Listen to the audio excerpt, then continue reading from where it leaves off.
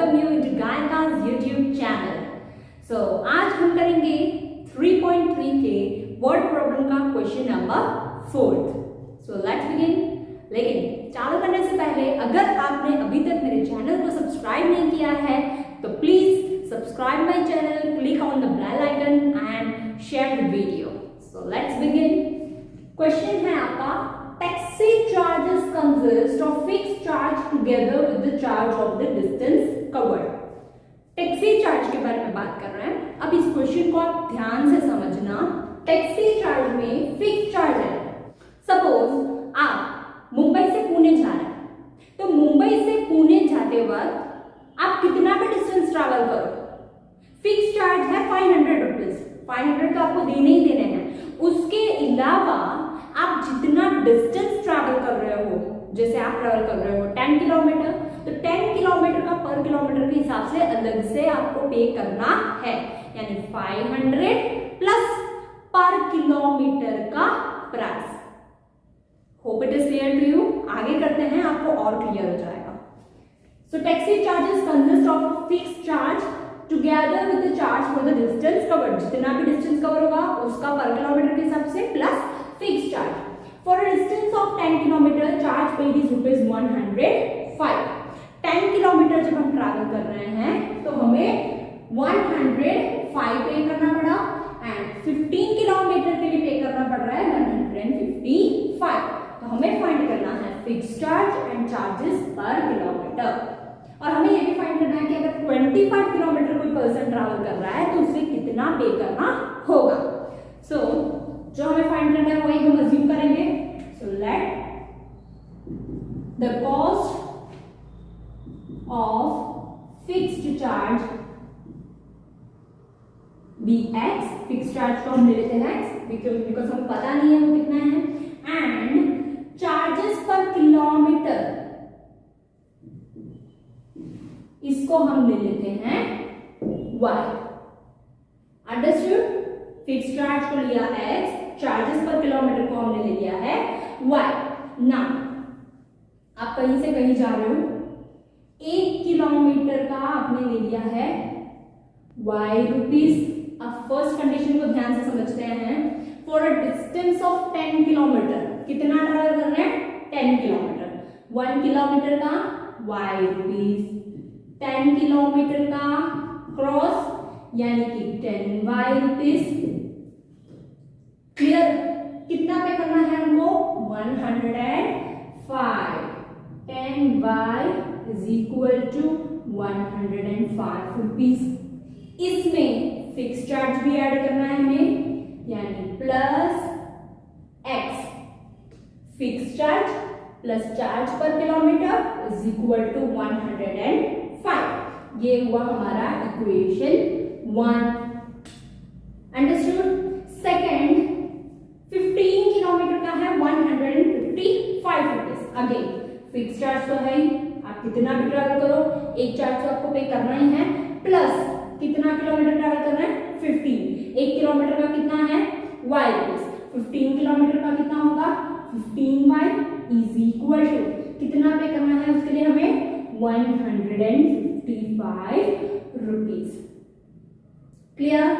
अब हम कर देते हैं substitution and let's find out the value of x and y. First equation को ही हम फॉलो करते हैं. क्या हो जाएगा x is equal to 105 minus 10y. Clear. So now put it in the equation 2. x की जगह पे will write down 105 minus 10y plus 15y is equal to 155. So this becomes 105 minus plus minus 15 minus 10 will be 5y is equal to 155. So 5y is equal to 155 minus 105.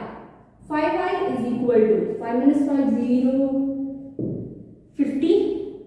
Y is equal to 10. 50 divided by 5 will be 10. So y का value आ गया हमारा 10. Means charges per kilometre कितना है 10 rupees. अब इसको हम put कर देते हैं हमारे इस इक्वेशन में, find out the value of x.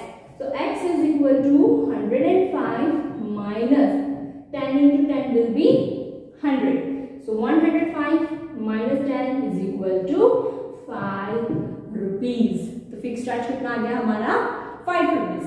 Charges per kilometre कितना आ गया 10 rupees. अदर देन दैट हमें फाइंड करना है कि 25 किलोमीटर के लिए हमें कितना पे करना होगा. 1 किलोमीटर 10 rupees.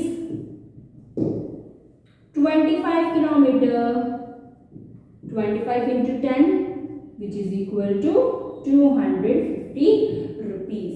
So 25 किलोमीटर के लिए हमें पे करना है 250 rupees एंड सी इसमें फिक्स चार्ज भी हमें ऐड करना पड़ेगा. मींस 215 प्लस फिक्स चार्ज है 5 is equal to 255 rupees. Clear. Fix charge and charges per kilometre. ऐसे और भी कोई भी वर्ड प्रॉब्लम आए जैसे कि लाइब्रेरी का हो सकता है, हॉस्टल का हो सकता है, तो उसमें आपको फिक्स चार्ज अलग लेना है एंड चार्जेस पर डे या जो भी कंडीशन है उसके अकॉर्डिंग लेना है. Now let's do question number 5. So question है आपका a fraction becomes 9/11 if 2 is added to both the numerator and denominator. यानी आपके पास में एक फ्रैक्शन है, आप न्यूमरेटर में भी 2 ऐड करते हो, डिनोमिनेटर में भी 2 ऐड करते हो और आपका एक फ्रैक्शन बन जाता है 9/11. सेकेंड स्टेटमेंट है if 3 is added to both numerator and denominator becomes 5/6.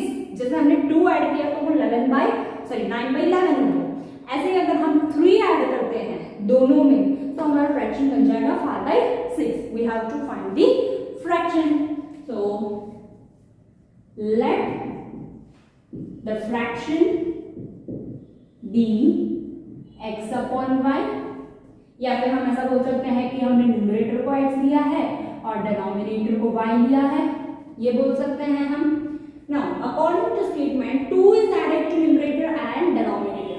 दोनों में 2 ऐड करना है तो ये हो जाएगा x plus 2 upon y plus 2.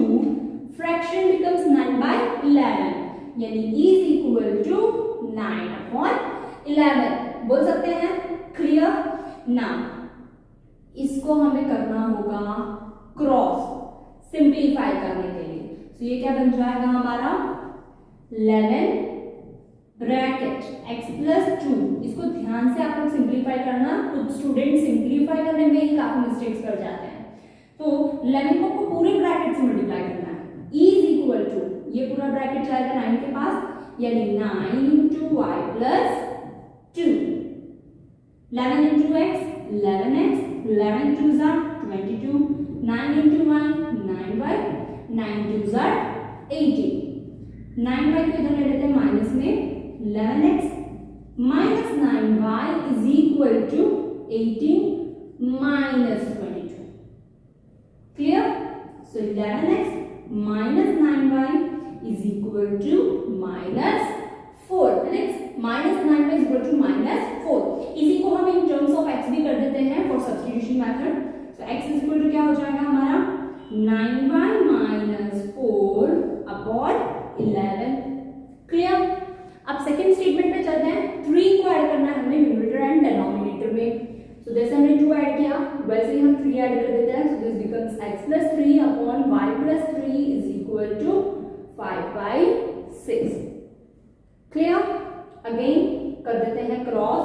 सो ये हो जाएगा 6 bracket x plus 3 is equal to 5 bracket y plus 3. 6 into x 6x plus 6 3s are 18. 5 into y 5y plus 5 3s are 15. So ये हो जाएगा 6x minus 5y is equal to 15 minus 18. 6x minus 5y is equal to minus 3. ये हुआ हमारा equation 2. Equation 1 का जो हमने x find किया है उसको हम पुट कर देते हैं यहाँ. So 6 bracket 9y minus 4 upon 11 minus 5y is equal to minus 3. Multiply कर देते हैं. 9 6 are 54y minus 6 4s are 24 minus 11 आएगा एलसीएम में. 11 5s are 55y is equal to 11 को ले जाते हैं हम 3 के साथ. So equation becomes 54y और 55y को हम साथ में लिख देते हैं is equal to 11 3 is 33 और -24 इस साइड आके हो जाएगा +24. 54 minus 55 will be -5 is 54y minus 55y will be -y is equal to -33 plus 24 -9. So minus minus plus. तो y का वैल्यू आ गया हमारा 9 और x हम कर लेते हैं फाइंड यहाँ से. So x is equal to 9 into 9 minus 4 upon 11. So this becomes 9 9s are 81 minus 4 upon 11. 81 minus 4 will be 77 upon 11. 11 ones are 11, 7s are. तो x का वैल्यू क्या आ गया हमारा is equal to 7. X is equal to 7 and y is equal to 9. So this is our solution. So our fraction becomes, हम fraction के form में इसको लिख देते हैं, ये हो जाएगा हमारा 7/9. That's it. Let's do question number 6. So question 6 है हमारा 5 years hence the age of Jacob will be 3 times that of his son. 5 years ago Jacob's age was 7 times that of his son. Find their present ages. हमें find करना है present age. तो present age को ही हम assume करेंगे. Let's assume present age of Jacob be X and his son be Y. Present age of Jacob हमने क्या ले लिया है X एंड उसके सन के प्रेजेंट एज को हमने क्या ले लिया है Y. अब क्या लिखा है 5 years hence. 5 years hence means future की बात करना है, 5 साल बाद. तो हम यहाँ लिखेंगे 5 years hence. जैकब का एज क्या हो जाएगा x प्लस 5. जैसे आज किसी की एज 10 years है तो 5 साल बाद उसका एज क्या हो जाएगा 15. कैसे 15 हुआ, हमने +5 किया. सेम वे आज प्रेजेंट एज जैकब का 5 है, 5 साल बाद कितना हो जाएगा x प्लस 5. सिमिलरली सन का आज क्या है y, 5 साल बाद क्या हो जाएगा y प्लस 5. अब आगे क्या बोल रहे हैं age of Jacob will be 3 times that of his son. यानी हम ये लिख सकते हैं Jacob is equal to 3 times son. Clear.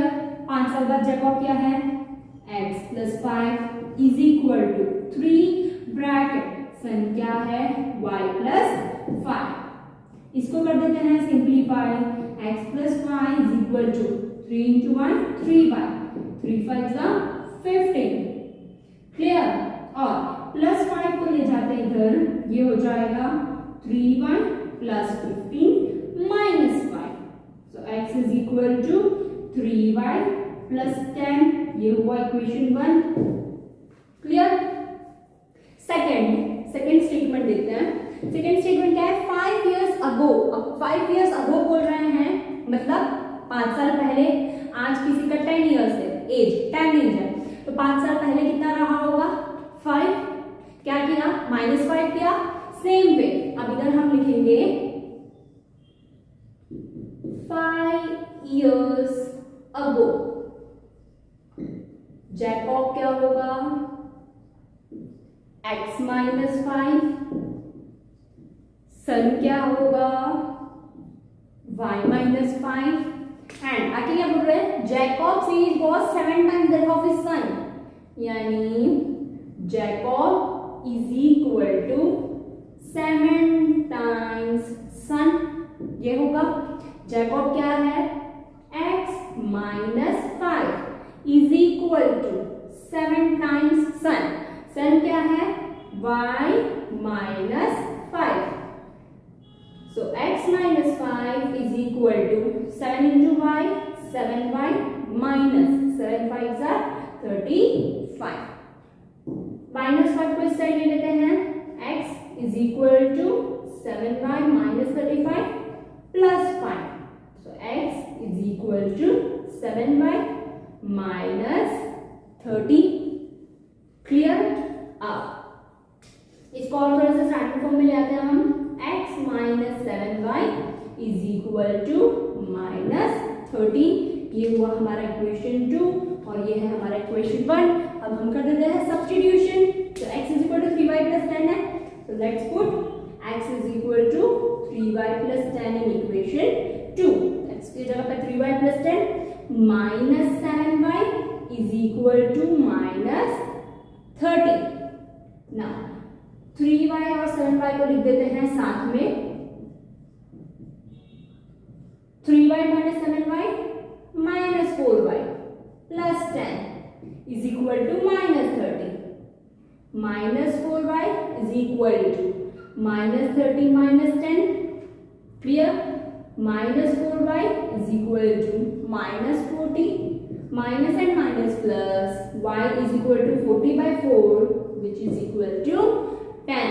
तो y का वैल्यू क्या आ गया हमारा? 10 आ गया। और x का वैल्यू हम कर देते हैं find. So x is equal to है 3y प्लस 10 यानी 3 इंटू 10 प्लस 10।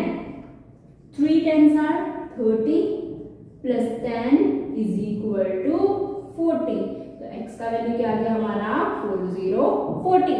y का वैल्यू क्या आ गया हमारा? 10। सो ये गई जैकब की एज एंड ये है उसके सन की age. Clear? So if you like this video, please do like, share and subscribe. Thank you.